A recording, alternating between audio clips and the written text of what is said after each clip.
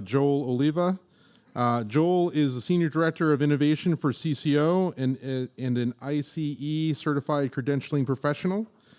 He has spent over 15 years with the organization working to improve safety in the construction and related industries by advocating and building ANAB ISO 17024 accredited certification programs that have been proven to save lives and benefit the industry. Joel has worked in nearly every role for CCO, from candidate support through exam development and program operations. Joel's current role as part of CCO's senior leadership team is dedicated to developing and implementing solutions to improve CCO's overall operations and its position in the market. He's held a variety of board and committee positions for industry associations and groups focused on education, safety, and workforce development for the construction industry. Joel's going to talk to us about the present, past, and future of CCO testing. Thank you very much for being here, Joel, and please take it away.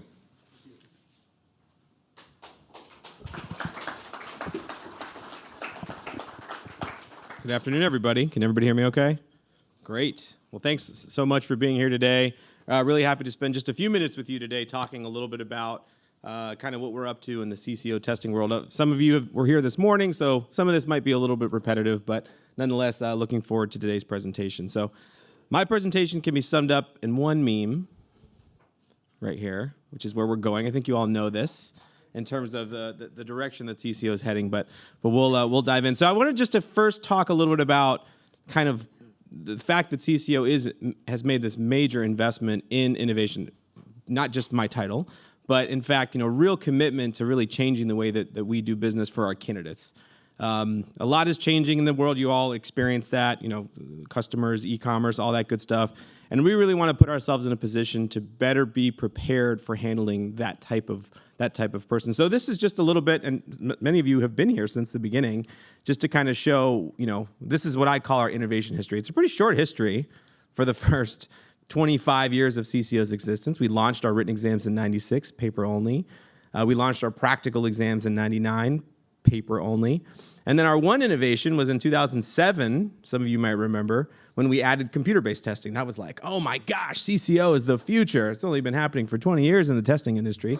And then we just kind of sat around for a while. We eventually stopped making you guys order score sheets and mail them to you. We made little minor improvements here and there, but really what I would call our revolution really started in about 20 and 21 of CCO, when first we moved to the online application process, which all of you are very familiar with by now.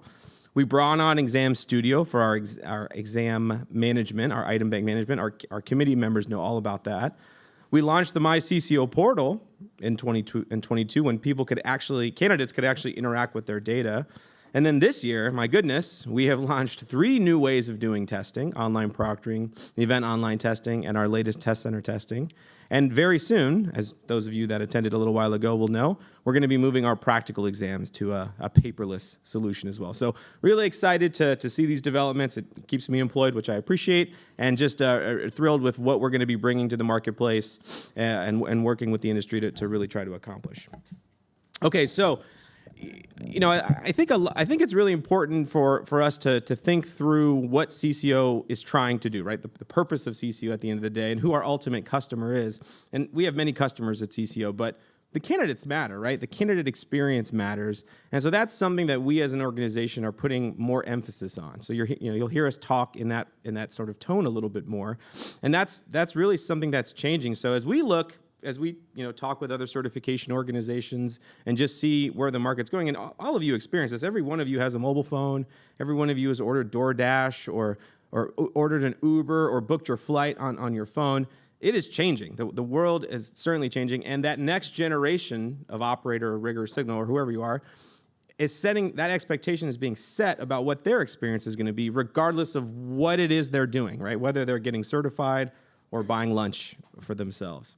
So some things that we see, and I think you all see, is one is this move towards what we call contactless experience, right? That younger generation, they don't really want to talk to people. They want to be able to text, maybe email, find it online, book it themselves. That is the expectation that the Ubers and Facebooks and all those guys of the world are setting for this next generation.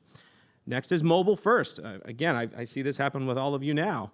Most people, a lot of people, are interacting with us and in the world at large through their mobile devices. So you're seeing a lot of our technology move to more of a mobile-first design. By that I mean, it's vertical. You can navigate it on an iPhone, on a smartphone, versus on the traditional computer. Not our testing yet, although that has been thought about before. We're still taking exams on computers.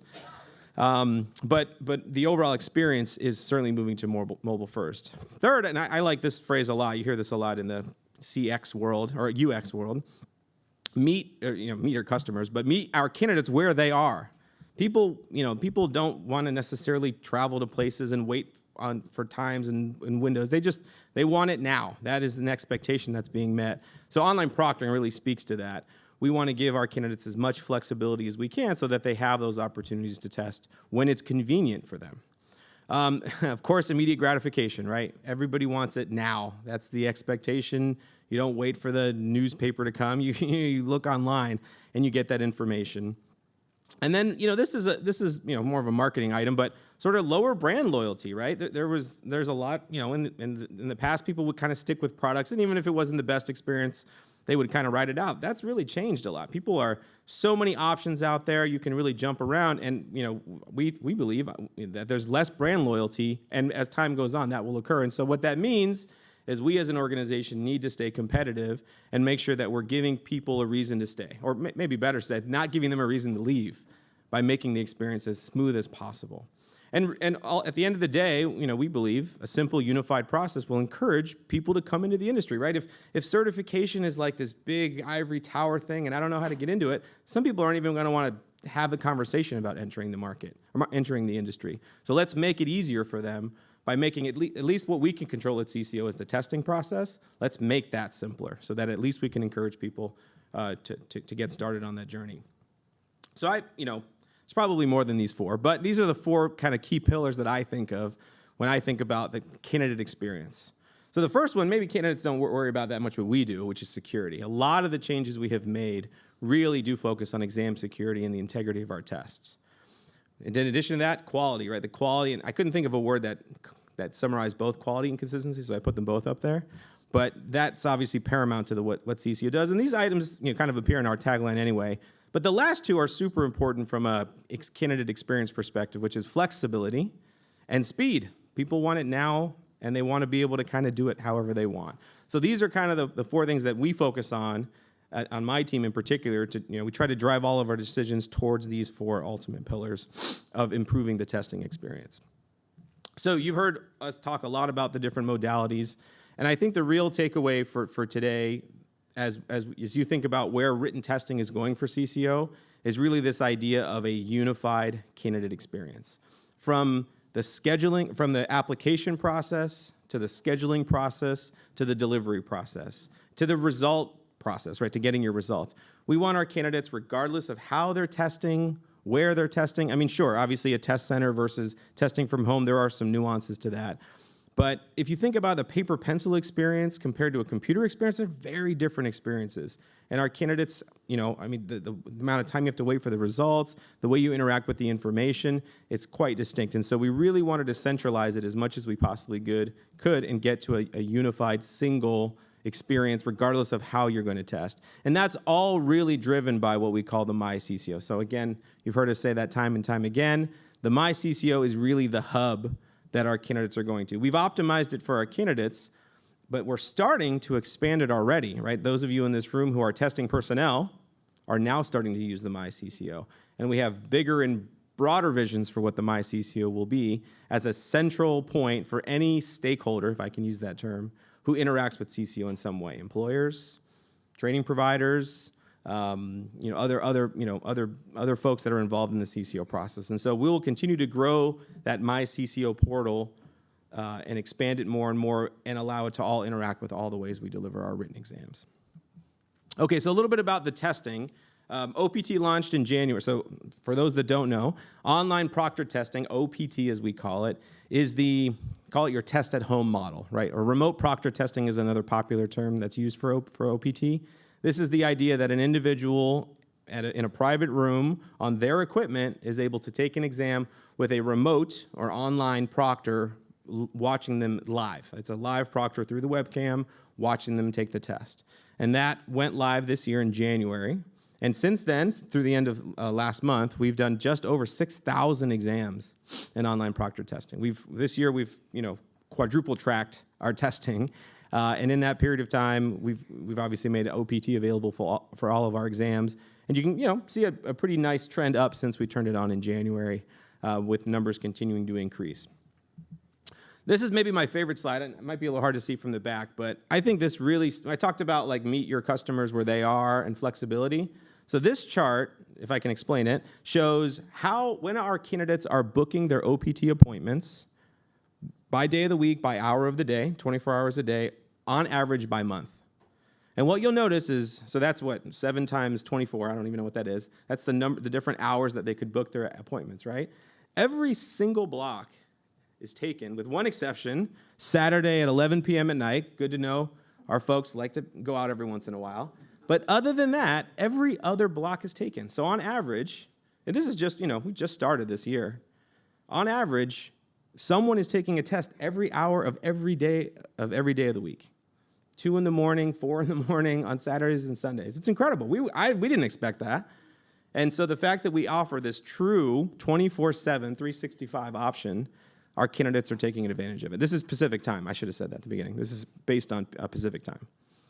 So that's, that was a shock to us. Our busiest time is Friday morning at about 8 a.m. Eastern time, 5 Pacific. That's our busiest. And then you can kind of see how the heat map moves from there. But again, everything other than Saturday night at 11 p.m. or 8 p.m. Pacific time, someone is taking a CCO exam. Pretty amazing. Okay, so availability. This is another big topic that comes up a lot. So I grabbed the current, this is from the FCC, what they call the broadband map. Broadband is sort of defined as like, Ethernet internet, not dial-up internet, if you will. So this is the current map that the FCC offers. Blue means basically internet's available. Green means somewhat available, and white means not very well available. So John, sorry, I don't know what's going on in Idaho. Not internet in this one little sliver. But other than that, just about anywhere in the country, you can get internet, broadband internet, which is more or less what you need for online proctor testing. So another way of saying that is we can do OPT testing almost anywhere. Now, understand there's some facilities where you can't do internet, and I get all that, but for the most part, testing is available just about anywhere. And this is changing every day, right? Elon Musk and Starlink are probably trying to make those greens and whites turn blue as soon as possible. So OPT is very much the most available because it's anytime, just about anywhere, as long as you've got the technology to do it. But we understand it's not for everybody either, right? Not everyone is necessarily in love with the idea of someone watching them through their computer. We did do some surveys with our initial OPT candidates. We've got about 100 responses so far. The survey remains open. I know Tara and the marketing team are continuing to work through it. And I'll be honest, in those early days, we did have some rough patches. Those first couple of months of OPT, there were some bugs to get ironed out. But despite that, we've got some great responses from our candidates. Overall, 71% of them are saying the experience is either excellent or good. 93% of them said the scheduling process was easy because you can literally schedule in with 15 minutes notice for the most part. And 81% rated the information on the space and equipment as excellent or good. So we're seeing that number go up, which means I think we're doing a better job of communicating, hey, be ready for OPT, right? This is what to expect the day of the exam. The things that they appreciated most, number one, they can test without missing work. Remember that chart, right? 2 in the morning, Saturday, Sunday. Now they can test on their time. I talked to somebody in the audience who's going to take a test later today in their hotel room here at this event. Number 2, immediate score reporting, right? The paper pencil world, these guys were waiting, a couple weeks potentially for their results. With CBT, we've had immediate results for a while, but now with OPT, they love getting those results right away. When they finish their exam, they get their results emailed to them, they can see them, and make decisions from that point on. The last one says testing, that should say scheduling. So this, the other thing that they appreciate is just the ability to schedule, the immediate scheduling capabilities of it. Now, the negative side, the major areas of frustration, those of you in this room won't be surprised by the first one, the load chart questions. That remains a pain point. We keep hearing that complaint. And by that, I mean the load chart questions, I think what they really mean is the load chart load chart itself is only available on screen. It's not printed, and so navigating the question and the document and the calculator and the whiteboard, if they're using a digital one, we do allow them to use the physical whiteboard now, which has been a huge help. It's still a challenge. So I know our committees are actively pursuing some improvements to that to try to optimize the online delivery experience for OPT. And then last one was advice for future test takers of OPT. Number one, have a physical whiteboard. We did turn that on almost within like the first couple weeks of OPT. So definitely have a physical whiteboard. They are permitted, I'm talking about like 8.5 by 11 dry erase board with a marker. Another one, pre-download the Guardian browser. There's a specific secure browser you need. If you go through the checklist that we have online, it'll tell you to download in advance. Have that out of the way, so that way it's just there. You don't have to worry about it. And I think, and I've heard this a lot in the last couple hours, watch our tutorials, look at the other preparatory material, and try out the exam demo. We've got all of these great tools available to candidates. You know, you can only take a horse to water, right? So we've got this great stuff out there. We just really, really encourage you guys, get the word out, get them practicing, get them comfortable with it, using the equipment they're going to use for the real deal of the test, test out the technology, get it all working, and we'd expect them to have a better experience. The improvement we see, like the big improvement we see is your experience the first time versus the second time. The second time is like 20 times better because you've already got it downloaded, you've kind of been through it before. So we want to make the first experience as good as the second experience, but that takes some preparation on behalf of our candidates, and really, encourage you guys to spread the word. So EOT so far, 1,800 exams, not as many as OPT. That didn't start until, March was ConExpo, but really in April is when we launched it. This is what our EOT test center network looks like today. This, of course, will grow as you guys create more EOT test centers. We will add more of them as time goes on. And this is the feedback we got from the EOT candidates. So similar, good responses on the overall experience. Application process was easy. Similar things that they appreciated. I will say the EOT candidates do really like that in-person proctor, right? That is an advantage. With the online proctoring, you're kind of your own technical support a little bit. I mean, the proctor will help you, but you're kind of on your own. With EOT, we require a physical proctor to be on site, and that is a nice benefit that the less technically savvy candidates appreciate. So that's something that they highlighted as well. And again, a major area of frustration is the load chart questions. Test center testing. Number 3, we just announced this a couple months ago now, and we just launched it a couple weeks ago, where after a lot of feedback from the industry, a lot of conversations we had, we ultimately felt that having a third option for our candidates to allow them to test through a traditional test center model where they actually drive to like a professional computer-based testing lab, if you will, would be available. So we've partnered with an organization that gives us access to 571 centers in the United States, distributed all over the U.S.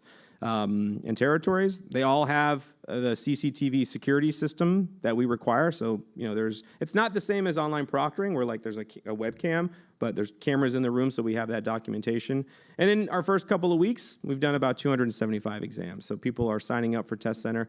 Definitely getting some of the bugs ironed out. We've certainly had some technical issues working through it, but working with our partners to do it. This is what that network looks like. These are the 571 sites. If you're curious, the PSI network that we previously had was about 350 sites. So this adds about another 200 sites to our availability. And then last up, I'm not going to spend a lot of time on it. I hope those of you that are in the practical world attended a little bit earlier today. But our next big move, of course, not a huge change for the candidate, frankly, but for the proctor, is the practical online delivery or tablet-based testing, as we've been calling it, and moving to the digitization of the data collection process, getting away from paper score sheets and paper reports and paper processes to everything being online, delivered through a tablet. We've automated as much as we possibly could. The reports, the candidate check-in, the score sheet, and best of all, in my opinion, is the fact that it allows us to generate immediate scores to those candidates as well. This is what it looks like. Again, those that were here earlier today saw much more than this. But for those that are familiar with the score sheet, we go to an online process. We've really tried to simplify it for the proctors, really let them focus on what they need to be doing and not so much the paperwork. And again, we've got some really solid technology behind it to make the whole thing function as smoothly as possible. And that's all I have for today. We got some time for questions. Any questions? Rico. Thank you. I have one question on the test center testing, and I'm not quite sure yet. Is there an availability before selecting the EOT, the OPT, or the TCT? Can you look at the locations of the test center testing centers? Great question. Absolutely. So his question, I think everyone heard that. Can you see where the test centers are? Yes, you can. So even before you have an authorization, a candidate can log into their candidate dashboard. It can show you where that is, and they'll see two buttons right now at the top. One will say Find EOT Test Centers, and one will say Find TCT Test Centers. And there you can look it up. Now, you can't book without an authorization, obviously, but you can see what centers are available near you. You put a zip code in or what have you, and then it'll even show you some of the time availability as well. We will eventually be adding that for practical next year.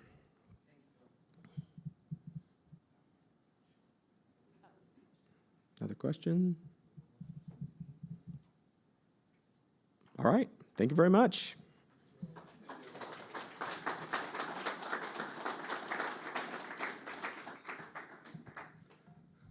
Thank you, Joel.